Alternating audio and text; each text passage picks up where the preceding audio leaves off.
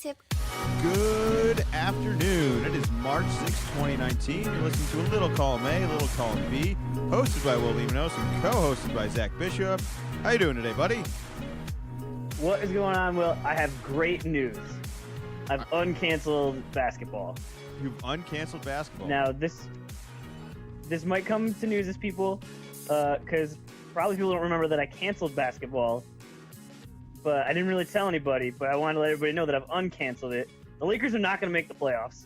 That's pretty much a done deal. I think they've taken it off the boards for gambling in Vegas. And the Celtics won by 30 in Golden State last night. Get the parade ready. Get the duck boats ready. We turned the season around last night. Full steam ahead. Basketball is back on, officially.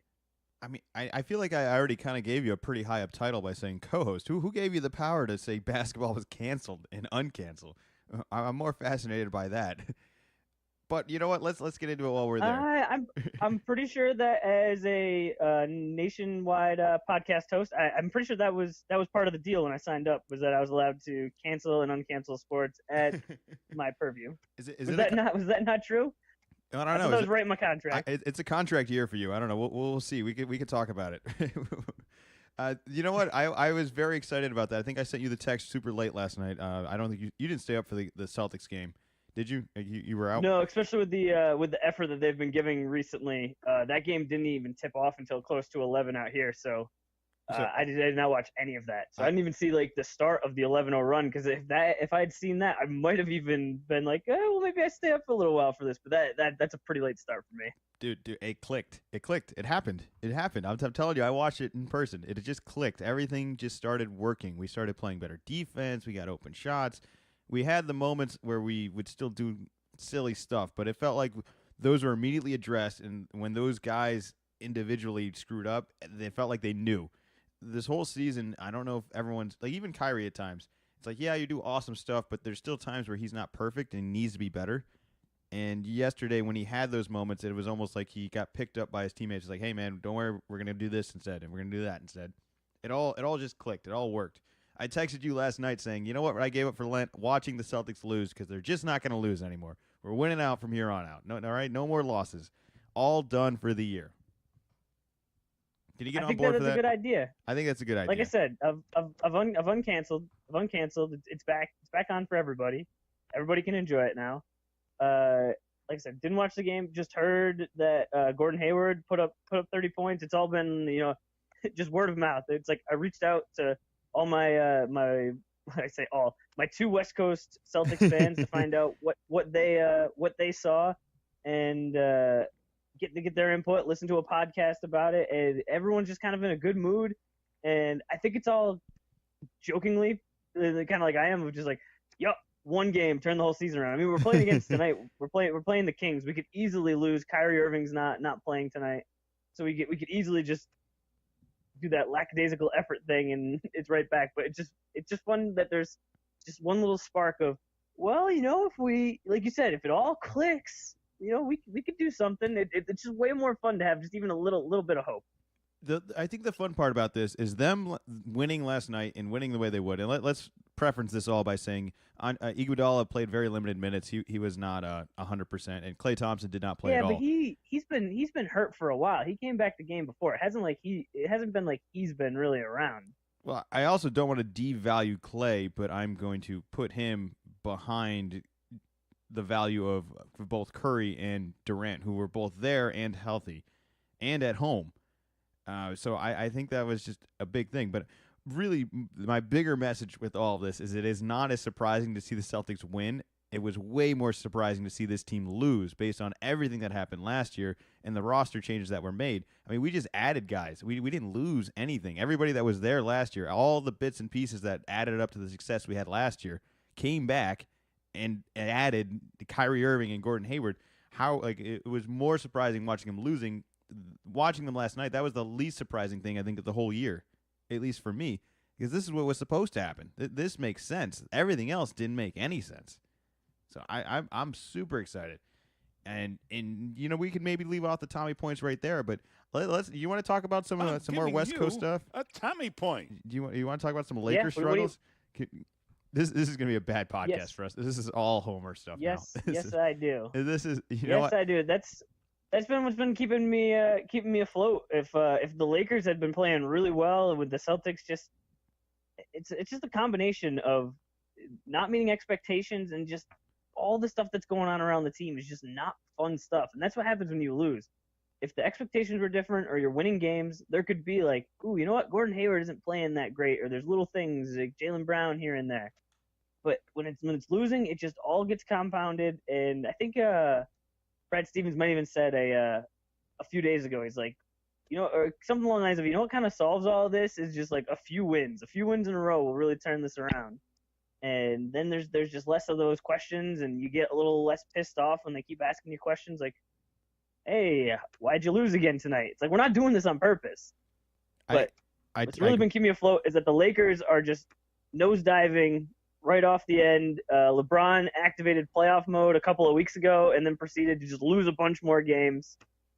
There's talk of is he going to shut it down, and he's had to combat those questions, and just that whole we put LeBron on Lakers, and I know for sure we talked about it, and I said right off the bat that I liked it because it put all the stuff that I didn't like, put LeBron and Lakers all in one boat, and that boat is sinking. It's sinking right to the bottom of the Pacific Ocean. They have some problems that need to be addressed, and I don't know how you exactly address them either. They have so many open-ended questions at this point that you don't even know where to begin with this whole thing. And it starts, I think, with Luke Walton, who really sounds like he's 1 foot out the door already, and it's not even. I think it's completely unfair. It's not his fault. This is not the team he signed up to coach for. Right? He was all about the rebuilding of it all. The LeBron rumors didn't really come full circle till he was there. Like he built a team that apparently had some value. I don't know how much value do they have outside of LeBron. Also, is LeBron's only there for the year, right? How long is he signed on for? No, I think this time he signed a little bit more of a legitimate contract. All right, so I don't think he did the. I don't believe he did the 1-1. All right, but well, either way, I mean, do you think it's fair that? Yeah, he signed a 3-year deal with a player option on the 4th. Okay, so right. So he's there for 3. Yeah, so yep, two additional years after this year. All right. With all this being said right now, is it fair that Luke Walton is kind of going to be blamed for all of this when it's a variety of people's problems? I mean, first of all, the roster constructed, it wasn't very good. It was a weird mix of young guys that didn't know where they were going to be playing next year, and then old guys that were only on 1-year deals and doing everything they can to prove that they can get some value, to maybe get some money the next coming years. That's not a good mix, as well as just the actual function of them. The strengths of most of the players wasn't shooting, and you're putting him with LeBron, who kind of is not a ball hog, but he's a ball stopper, and that's maybe what you want with him. But you want shooters around him. They didn't give him shooters, so from the very get go, like I said with the Celtics, it wasn't surprising to see them win by 30 in Golden State last night. It's not surprising to see the Lakers struggling because it was written on the wall to begin with. But do you think it's fair to blame Luke Walton for all this? I don't think so. I think that it wasn't too long ago that Luke Walton was the most attractive coach for anybody to hire. And it just seems, and I think LeBron doesn't take a ton of crap for this just because of his success, but kind of a coach killer. Oh, goes sure. in, and then if he doesn't like it, and does little things. I know when Blatt was the coach in Cleveland, one of the things that started to happen was at timeouts, when he'd go over to the bench, he'd go over and talk to Ty Lue. He wouldn't go talk to Blatt or other people. And yeah, I never got that. That sort of made it how Ty Lue got in the mix. And it's so weird that it seems like his secret, but not so secret, like top candidate is someone like Jason Kidd, where I could see if it was, well, I'd like to have, Greg Popovich or even, maybe some other, that echelon type coaches. But it's like Jason Kidd coached in Brooklyn, had a little bit of success, and then did some kind of sneaky underhanded stuff to get to Milwaukee, where he had a younger team, so maybe hit expectations, but then the past year really didn't. And I mean, look how well Milwaukee's playing now. I mean, it's not totally on him. Giannis is getting better. The team is gelling better, but part of it is on him. And I don't view him as we could just get Jason Kidd in here. Oh, he's for sure gonna solve it. There are just so many he's bigger very problems. unproven. He's unproven. I think that was the hardest thing with the Milwaukee signing, and it also felt like Milwaukee kind of rebuilt overnight. Like I don't think anyone expected them to turn it around quite like this. And then it was like, hey man, why do we have Jason Kidd coaching? Like he's never done this before, and now it's kind of like we need somebody now. For me, that's kind of why Jason Kidd did not work out. Is that timeline got sped up so much, and I still thinking Jason Kidd is the answer right now. I mean, what has he done as a coach? He's a fantastic player, and I don't think that always adds up perfectly. I think there's multiple players who were great actual athletes and had a phenomenal career that were just not good coaches. I mean, Magic Johnson was not a good coach. Magic Johnson was a terrible coach, and that doesn't mean he doesn't know anything about There's basketball. nothing wrong with that. Yeah.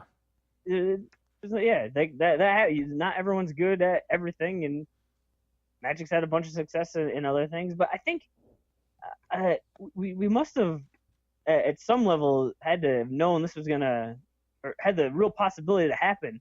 I mean, look at all the guys that they signed this year. You got Caldwell Pope, you got Rondo, you got Lance Stevenson, Tyson Chandler, JaVale McGee, just all these guys that are just veterans that have had some success other places, but don't necessarily fit with the put shooters around LeBron, which is a proven strategy that works.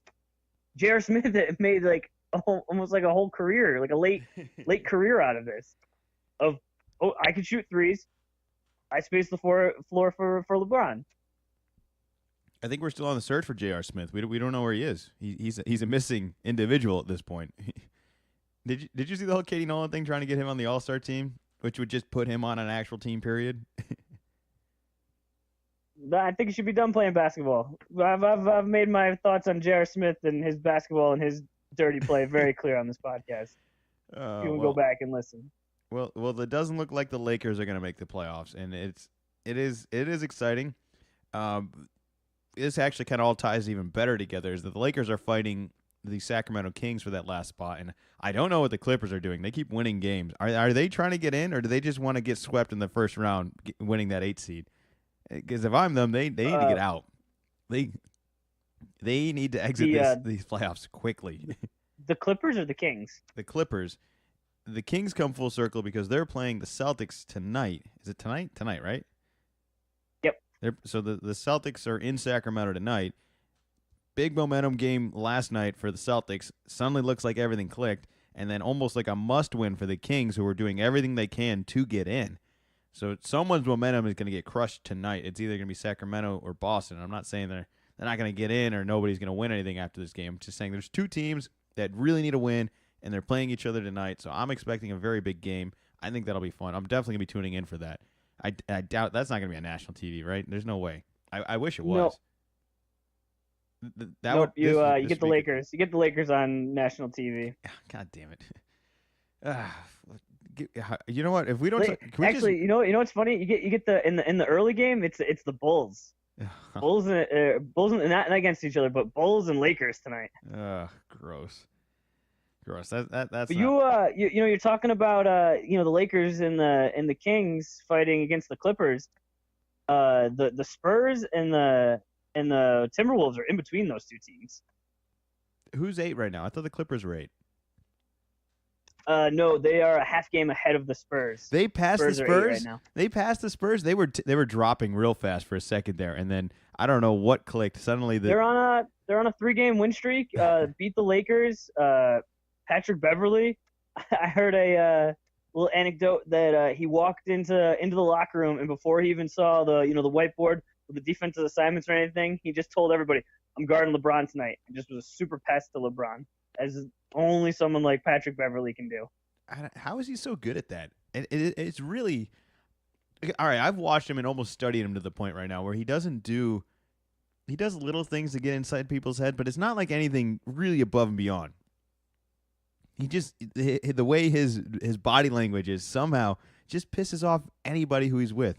Like just his stare down and he just doesn't really pay attention to the guy sometimes, and he just acts like he's standing there and he like as if he's not standing in front of the other guy. I don't know how he does that. I mean, he's a great defender Isn't on he top of just that. in the same? Isn't he kind of in the same group as someone like Marcus Smart of just they're just gonna make your lives miserable and they're just gonna try harder than everybody else and it's just like are we really doing this? Like we're in the NBA, it's Thursday night and you're gonna pick me up full court. Really? It's like, yup, and I'm doing it the entire game and I'm gonna get chippy and I'm gonna just every time like there's gonna be a little bit of contact and it's gonna be super annoying to you. But that's what's happening tonight. Get used to it.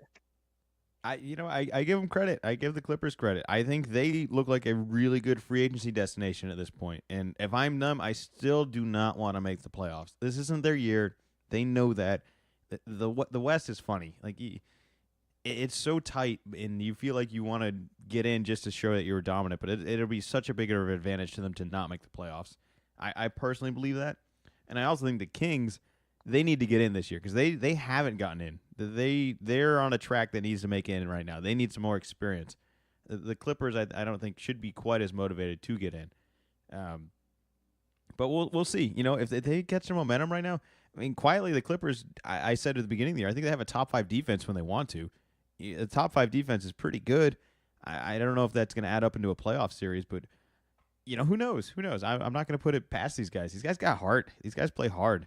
They just play hard, and I know everybody else plays harder in the playoffs, but I think there has to be somewhat of an advantage to a team that's already plays hard in the regular season, playing hard in the playoffs. Like there's no switch; it's already turned on for these guys. Well, both it's funny. Both the Clippers and the Kings owe the Celtics their first round pick this year.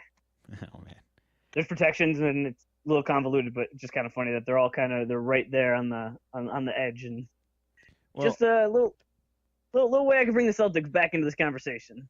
Well, why don't let's stay within basketball right now. Let's talk about something that did kind of upset me a lot more than anything else has this year. Did you see this Trae Young ejection? You sent me this, right? Like this stare down ejection. Yeah. What happened with this? Oh, so he hits a really deep three in I don't know who was it on? I don't remember whose face it was. Do you know who? It was against the Bulls. And it was who do you make it on though? Who's the player? It's not Levine. I think it was Dunn. Was it Dunn? It was Chris Dunn. So Yeah. Trae Young of the Atlanta Hawks, rookie guard, who's been having a great year. I think if Doncic has a normal year, Trae Young gets a lot more eyes and attention on him because he's been playing well on a team that maybe they're onto something in Atlanta as well. They feel like they kind of got a young core that plays hard as well. Anyways, Trae Young comes down, takes a pretty deep three. I mean, not quite at the logo, but definitely a couple feet back. And then the Bulls, I think, call timeout right after it's made, and Young just kind of stares down Chris Dunn. And then they throw him out of the game. That was a double technical, or that was his second technical? I think it might have been a second. So he'd already had one, and this was the second one. Either way, I think that's how he got kicked out. Yeah. I mean, either way, this stare down for me just didn't feel anywhere worthy of a technical to begin with. For one, Chris Dunn's back was turned.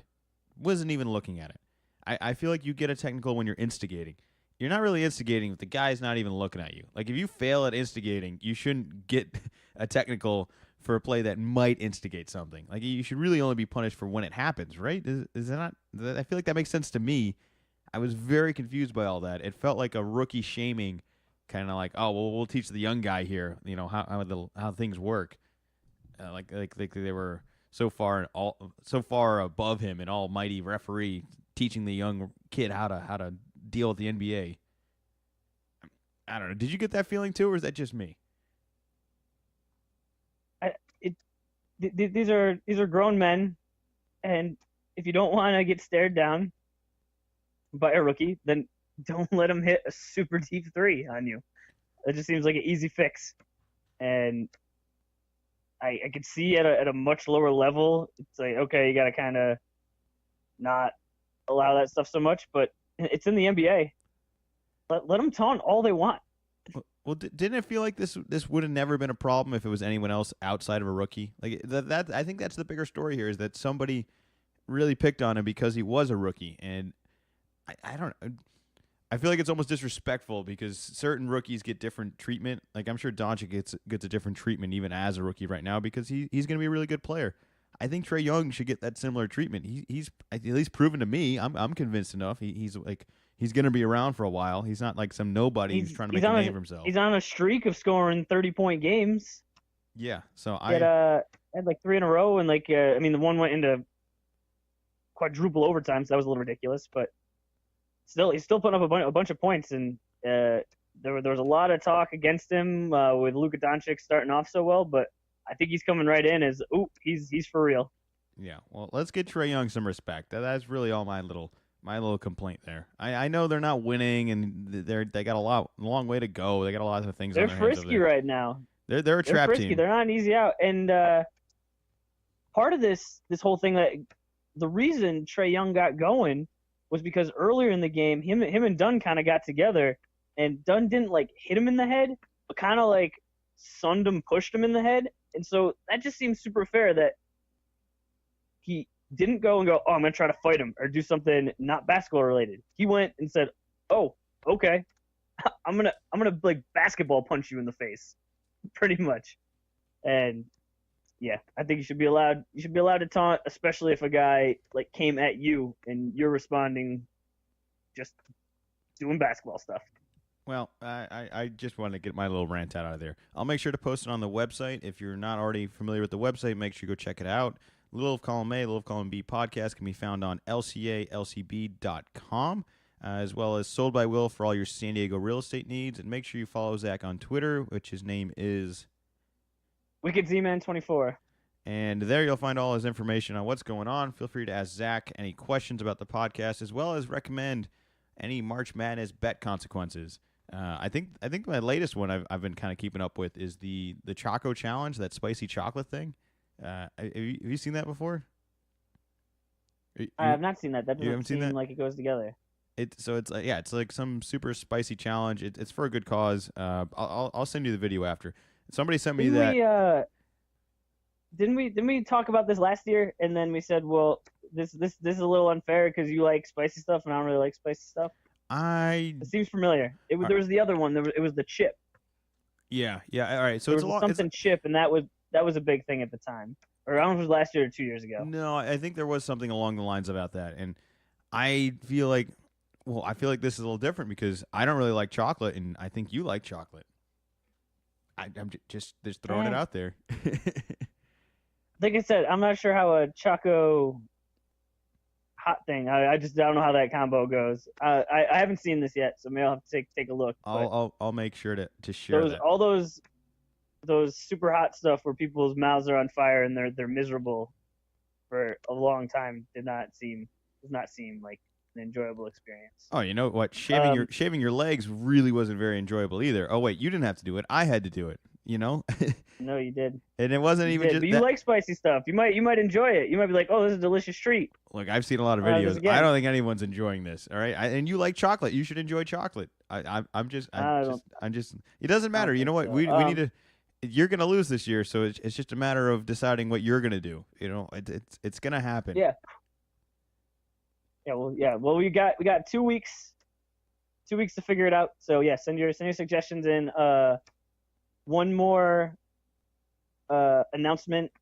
You were listening to the pod, so you found us. Awesome, good. But in the past few weeks, there's been some technical magic that Will has been orchestrating with the rest of the team, and some of the sites, the feed has been altered. So make sure to tell your friends if you hear from them and they're like, oh, haven't heard Lil Column A, Lil Column B in a little while. They've taken one of their patented vacations, and you could be like, oh no, they're still going. If you just research it in your pod app, you'll be able to find us. We just got a little bit new logo, and however podcast magic works on the internet, it didn't always translate over. So make sure to tell people about it, post it, do all the cool things. Yeah, just research it. You should find a more updated one. It won't be. So we updated the RSS feed, which gives you a whole new title and new everything on there. But it's under all the same stuff. So just research it, and you should be able to re-look it up, and you'll be able to find it on there if you want to resubscribe to everything. But we're also on Spotify now. We're on Google Play Music. We're on the website, like I said. We're on Podbean.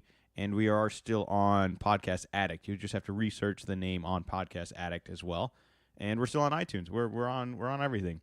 I just look us up. Little of Column A, Little of Column B, and there you will If we're find. not somewhere, tell us, and we'll see if we can get that figured out. Yeah. I know. We're a full functioning company at this point. We do have some income coming in. If you're any interest in buying a podcast T-shirt with the logo on there, you can do that at merchbywill.com, and you will find a podcast T-shirt if you want to support the show and purchase that over there. It's on Amazon right now, and you should be able to get 2-day delivery. I would recommend getting a size up. It is a little bit of a fitted feel, so if you're looking for something more relaxed fit, buy a larger size. But it is a premium shirt, very soft, five different color options, and a good fit as well. So nothing. Maybe you're looking to look real fit in the gym. Maybe you get a size down. Yeah. You're looking to get Maybe something go that tight. way. Just everyone's a little different. Whatever you feel comfortable with. Whatever, and it's in men's, women's, and youth. So kids, wives, girlfriends, significant others, friends, boyfriends, whatever. Make sure they get the Little of Column A, Little of Column Uncles. B T-shirt podcast stuff. So with all that being said, I had a very fun weekend. Did you have a fun weekend? I think we need to get into the Had details. blast. I think I had a lot of fun this weekend. So this weekend I was invited to a bachelor party in Park City, Utah. Can't say I'm very familiar with Utah. I haven't been skiing or on a slopes in probably like 10 years. Jiminy Peak is like so far distance in my past that I vaguely even remember. I remember going a lot, but I don't really remember doing it. Like, got there, rented the skis. It's like riding a bike, no problem. That came back to me really fast. I quickly realized though that there was a lot of other things that have changed and a lot of other things that are very different with Utah specifically. Let's get into the kind of the slope differences right off the bat here. First of all, I don't know if you remember going ski ticking. Remember you used to have the lift ticket with like the sticker, and you had to like fold it around like a paper clip almost, and then like that was your pass. Yep. Yeah, that's at least at this mountain that's not a thing anymore. You now get like a card that you just slip in any pocket of your jacket, and they have like a little scan code bar. And there's guys at the chairlifts that just you tell them where it is in your pocket, and they just point at it, and it scans right through the jacket, right through whatever you're wearing, any pocket, hip, waist, shoe, sock. It's like does the guy have like a gun and he shoots it, or is it more like a metal detector and you just kind of go through it? There's multiple people with scan guns, not just any guns, a scan gun, and they just point and scan it, and you just tell them where it is, and it's super fast. It takes like 2 seconds. It makes a noise. That for And me. this is every time you're gonna get on the lift. Not every time. Only the time. Well, this was such a large mountain that it was only for like the entrance spot, so the very bottom. Once you're already on the mountain, if you got on the chairlift midway through. Okay, so almost like the entrance to the park. Yeah, just those spots, just those main. So there's kind of like two mountains combined. There's Park City Mountain and Canyons Mountain. They merged, or somebody bought somebody, and now they're all one mountain. Which is even wild because we spent one day on one side, and then the next day we found our way all the way to the other side and then back. And it was just awesome. I've never been on a mountain like this. We had awesome snow conditions, probably around 30 degrees, not very windy, not very crowded, and just an awesome mountain. I mean, chairlift rides were the longest chairlift rides I've ever been on, and they were way faster. They were just that higher up. That's how much higher up they were. They were faster and longer and just led to awesome rides. Couple of things I'd never seen before as well. I didn't. Maybe this was a thing. I don't know. Maybe I don't remember it being a thing. But some of the chairlifts had heated seats. That was really nice. Ooh, that seems nice. One of the chairlifts, when you pull down like the arm bar from over the top. Yep. This one had like an orange shield cover. So like when you close the bar, it closed like kind of a capsule over the top of you, and it would block the wind. It wasn't super windy, but still an idea that I had never seen before and thought was really, really cool. I feel so far removed from all this because I haven't done this in years. Maybe this is stuff that's been around forever and it's just news to me. But you know what? I think it's worth sharing either way. I had a really good time. I thought it was a cool addition. It was expensive, but you know what? Utah was very nice to me. I had a really fun time on the mountain. I can't wait to go back and do it again. And a couple other things I talked about that were specifically very unique to Utah, and that is the alcohol content in beverages is a little more strict or actually exists as a strict rule. They don't have the normal kind of standard. It's everything is a little bit less. So when you go buy a beer, it's a lower alcohol content. I don't know the numbers. I should probably know that. All I know is that it I was know the less. numbers. You know the numbers? I know the numbers. All right. Break So down the numbers for us. the rule is current Utah law sets a limit of 3.2% alcohol in beer sold at grocery and convenience stores. So almost, I'm thinking as long as you're not in a bar. So anytime you're going somewhere to buy it. Oh no. The bars are for sure on that too. They're okay. So I want to do a little bit of research. For comparison, a Budweiser is 5%. Miller Lite's going to be, lighter beer is going to be more like 4.2.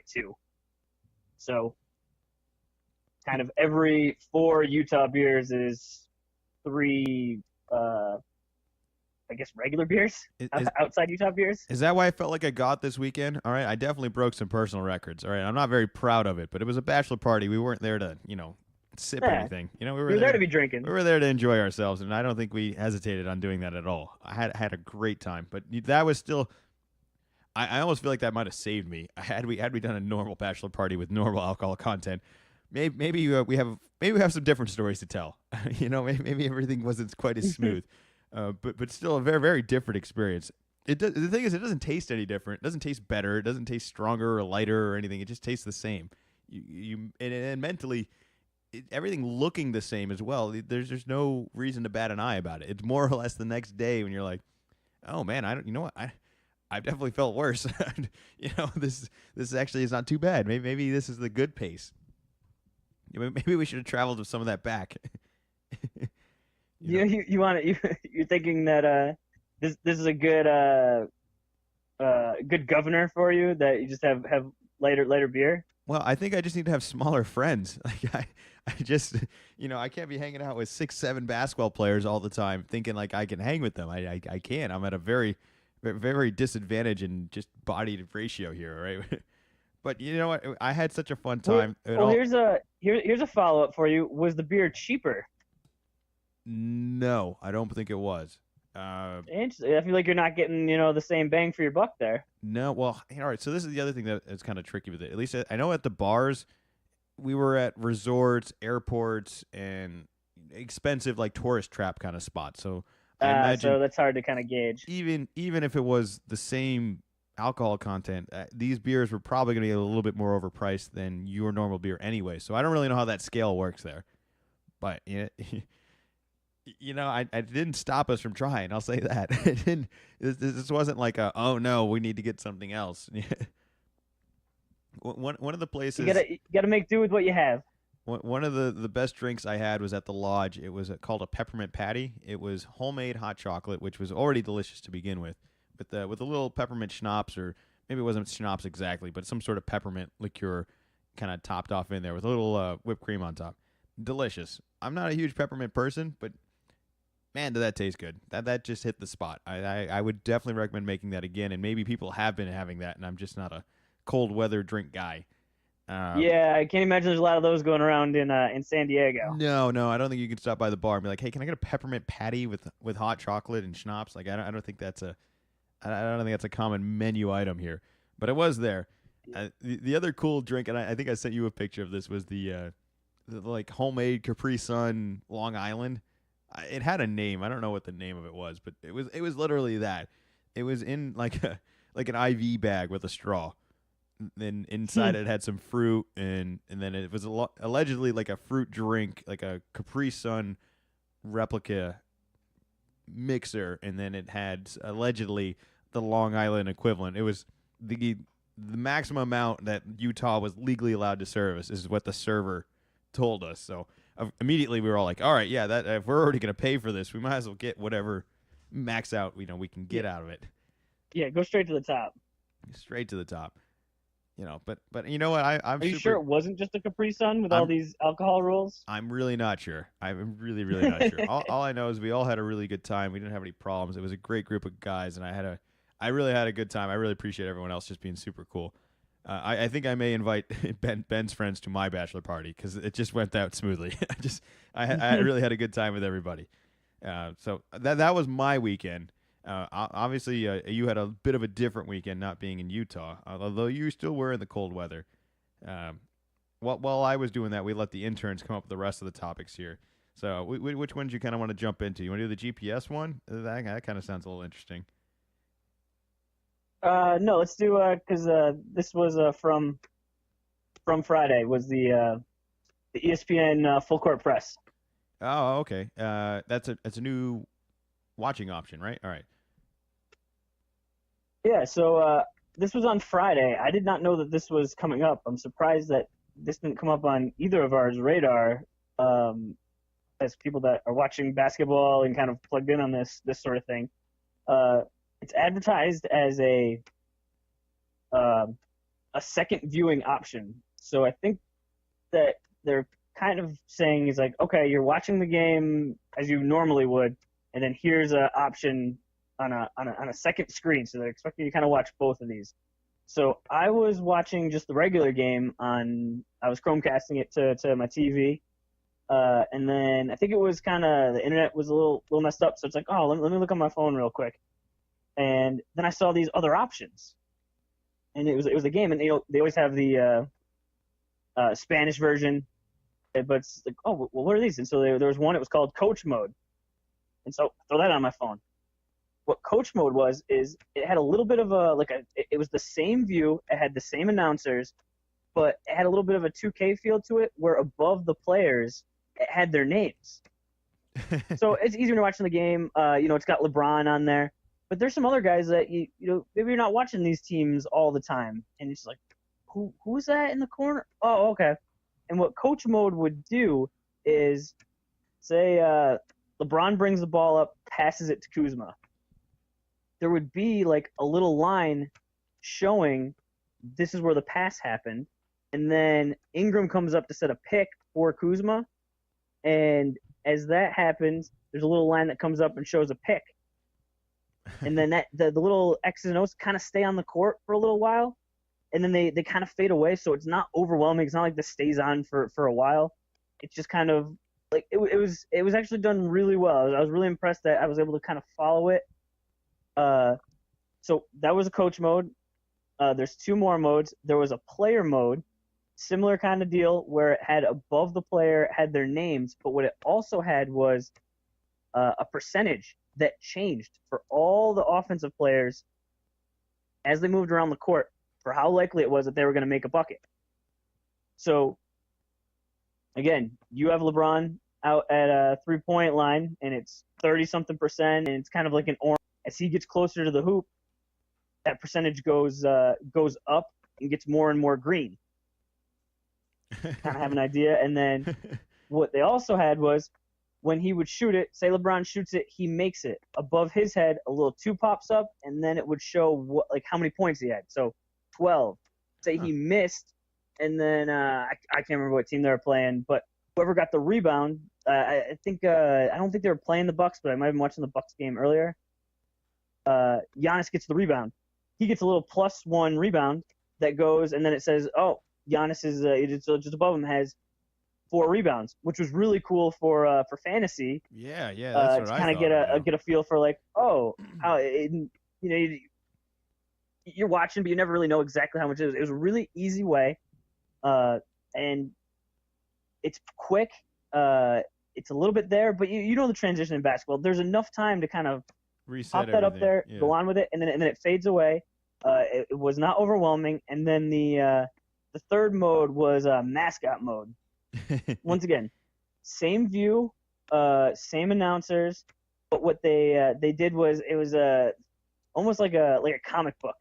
So I think it was Ingram went in and kind of had like a in the lane sort of wide open dunk. So he dunks it, and then a little bubble comes up and just says slam.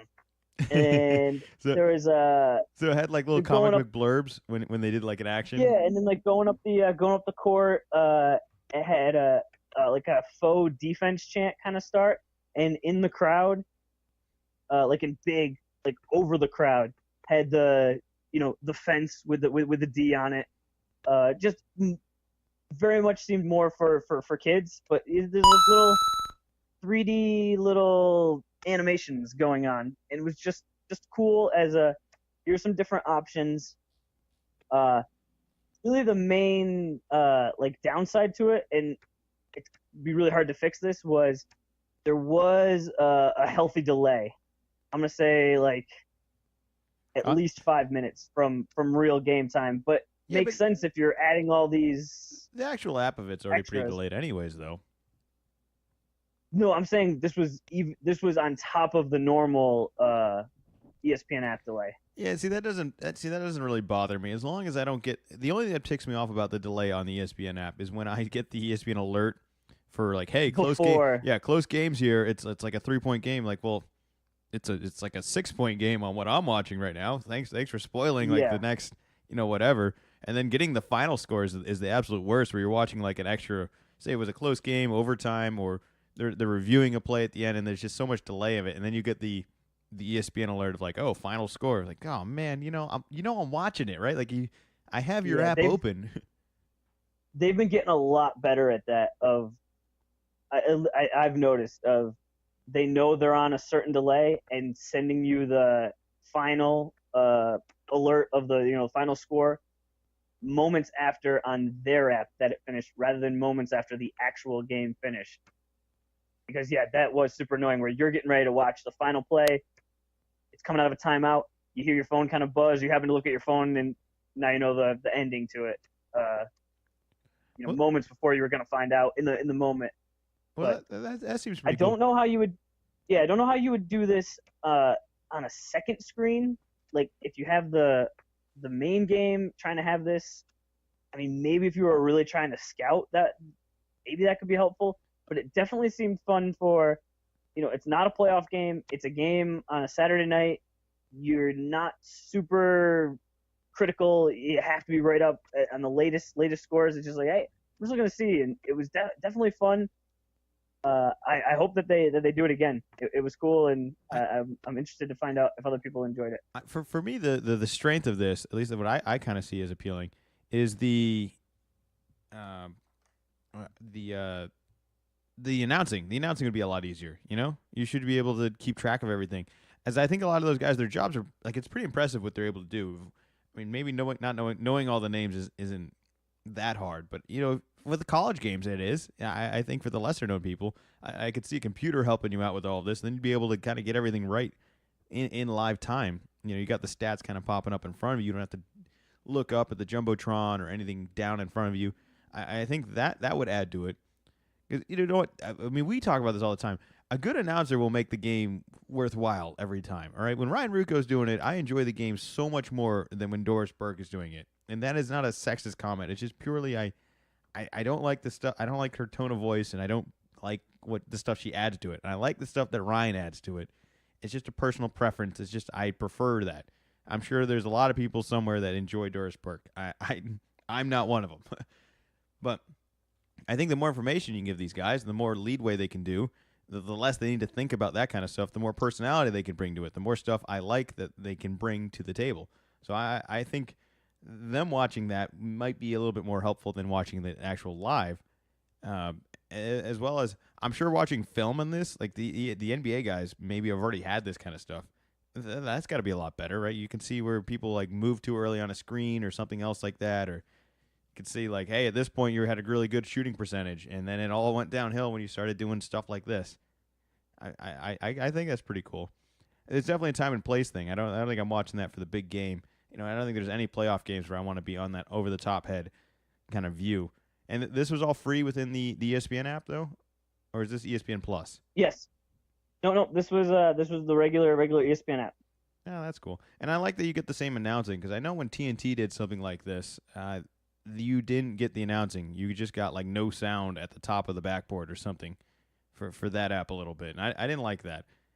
Especially the player specific ones. Like I think TNT had one where you could follow around a player, and it just fell short. It wasn't perfect yet. This sounds a little bit better. Oh, actually, that reminds me. There was actually a fourth option that was, like I said, once again, standard view, but rather than the traditional announcers, who actually it's funny who you mentioned because I'm pretty sure the game I was watching it was Ryan Rucco and Doris Burke. But rather than them, ESPN NBA commentators. So it was Zach Lowe, Kirk Goldsberry, Adam Amin, and Tom Thibodeau.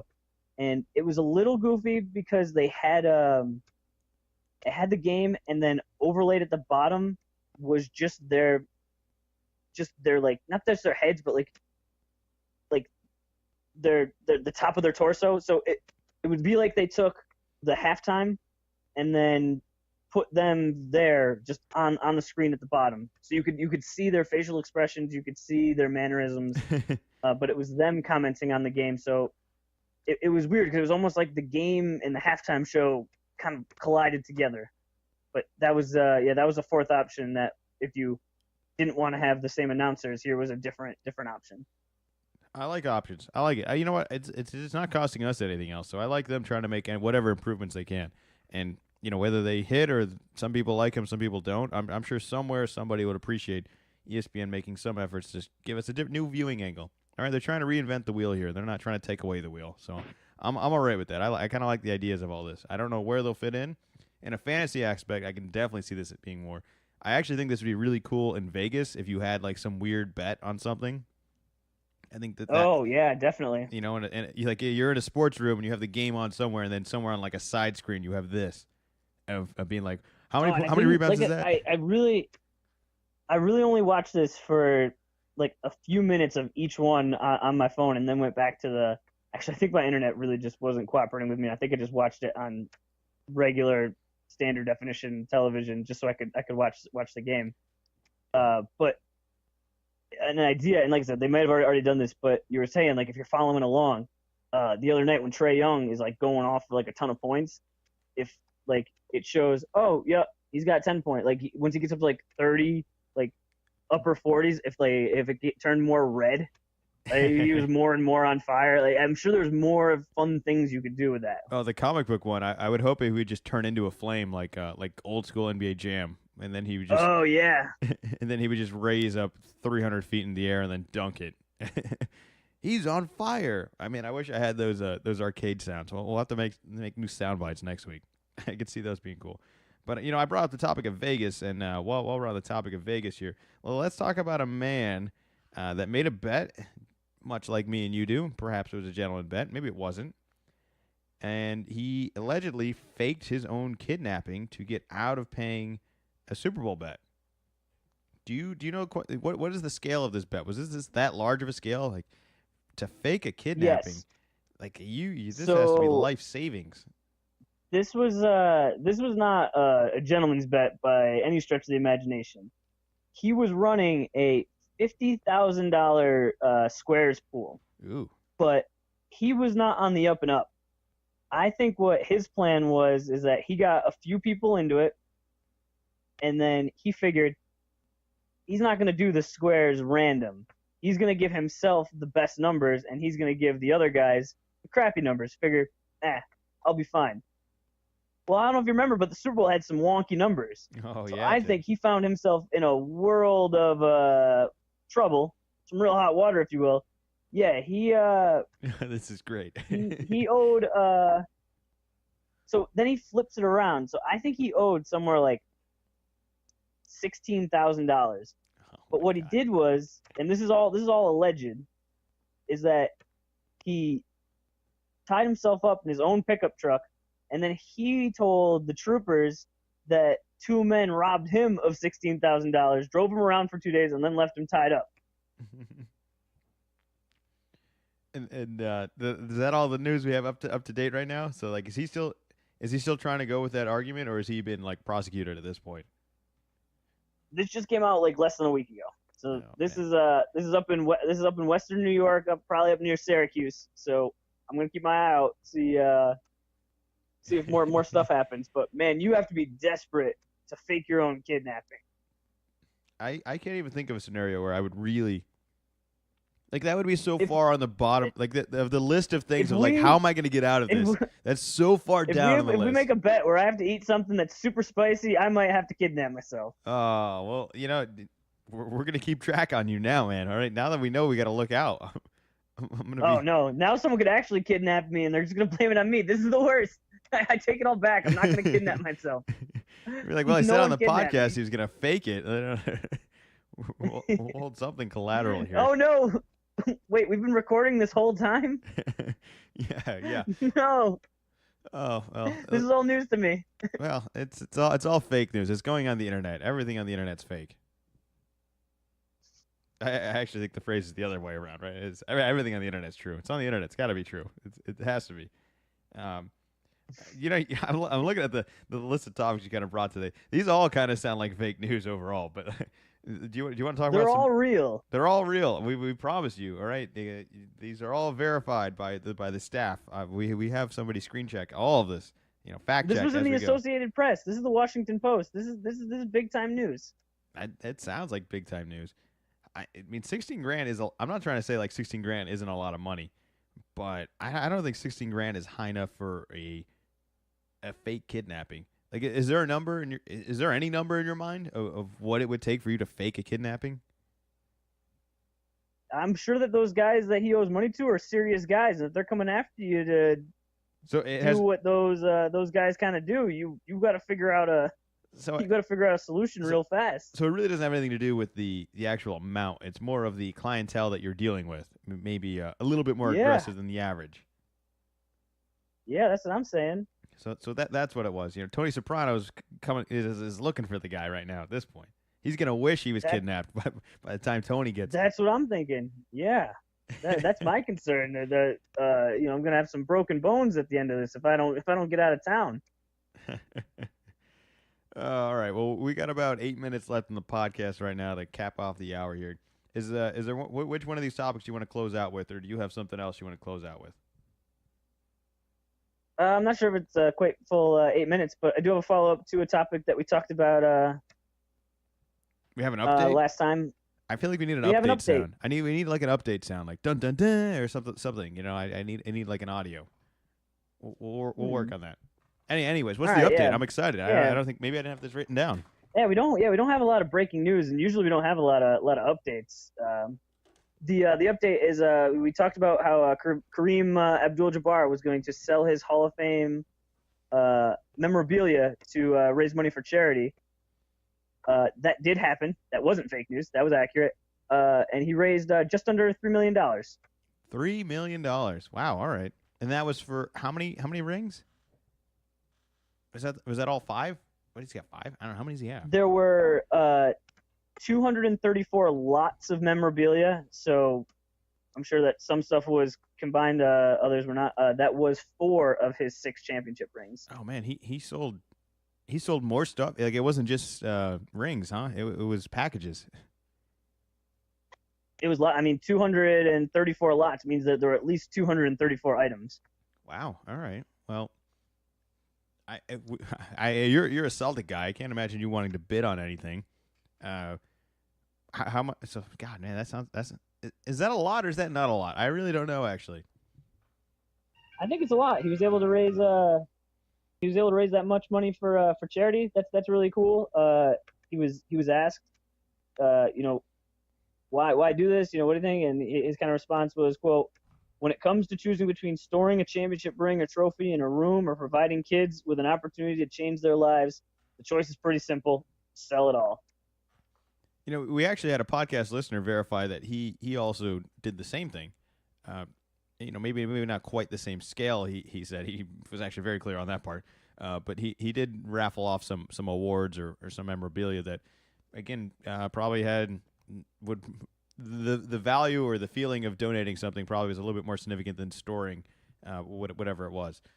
So I understand it. I just maybe I'm selfish. I don't know. I'm not in that situation. I don't have anything quite like that. So it's hard for me to put myself in their shoes to really fully understand it all. But that's cool. That's cool an update. So bravo to Abdul-Jabbar. I mean, obviously always been a basketball ambassador and it isn't really shying away from the public. So Good for him. You know what? I'm impressed.